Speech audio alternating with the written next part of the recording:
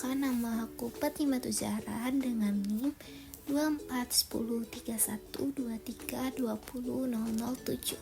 Di video animasi ini aku bakal menjawab pertanyaan dengan cara yang santai, visual yang menarik, dan pastinya nggak ngebosenin.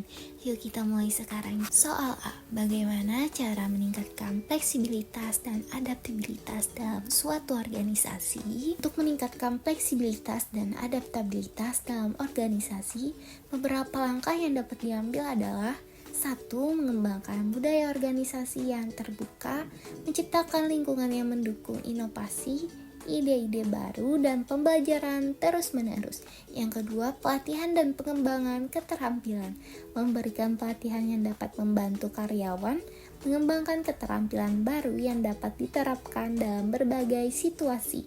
Yang ketiga, mendorong komunikasi yang efektif. Komunikasi yang terbuka antara manajer, karyawan dapat membantu memahami perubahan yang diperlukan serta mendukung adaptasi terhadap situasi baru. Yang keempat, menggunakan teknologi. Mengadopsi teknologi baru untuk meningkatkan efisiensi operasional dan memberikan karyawan alat yang lebih baik untuk beradaptasi dengan perubahan. Yang kelima, menyusun kebijakan yang fleksibel. Menerapkan kebijakan yang memungkinkan fleksibilitas seperti peraturan waktu kerja atau peraturan kerja jarak jauh. Soal B, apa peran dari manajer dalam menyusun personalia? Manajer memiliki peran yang penting dalam penyusunan personalia. Di antaranya, 1. Perencanaan kebutuhan tenaga kerja. Manajer bertanggung jawab untuk merencanakan kebutuhan jumlah dan kualitas tenaga kerja yang dibutuhkan untuk mencapai tujuan organisasi. Yang kedua, rekrutmen dan seleksi. Manajer terlibat dalam proses rekrutmen, menentukan kriteria seleksi, serta memilih kandidat yang sesuai dengan kebutuhan organisasi. Yang ketiga, pengembangan dan pelatihan.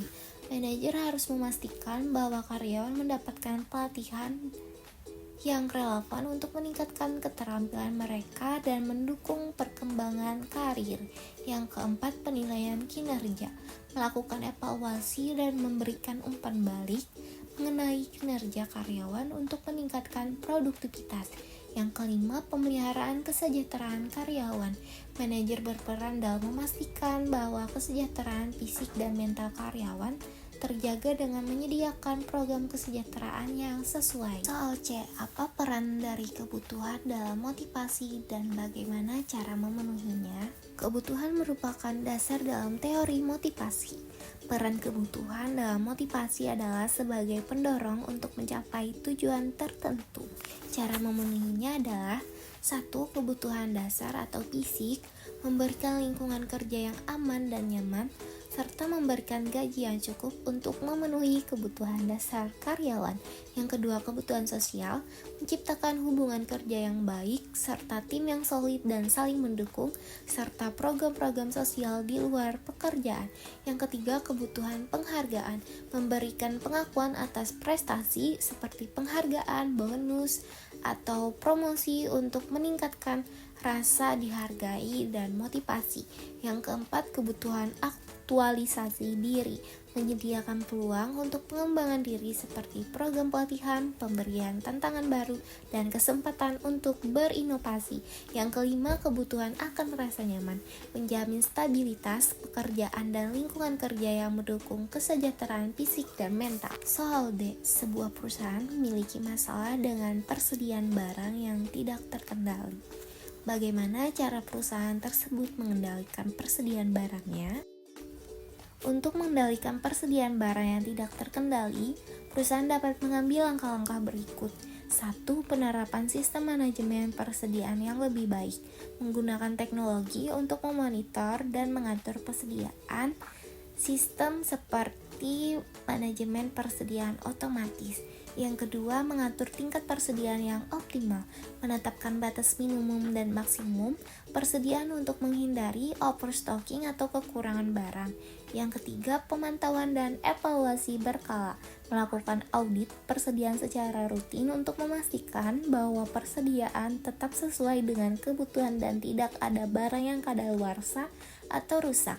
Yang keempat, menggunakan metode just in time atau JIT, mengurangi jumlah persediaan yang disimpan di gudang dengan mengatur pengiriman barang sesuai dengan kebutuhan produksi yang tepat waktu. Yang kelima, melakukan perencanaan permintaan yang lebih baik, menggunakan data analisis untuk memprediksi permintaan barang dengan lebih akurat, sehingga persediaan dapat disesuaikan dengan kebutuhan pasar.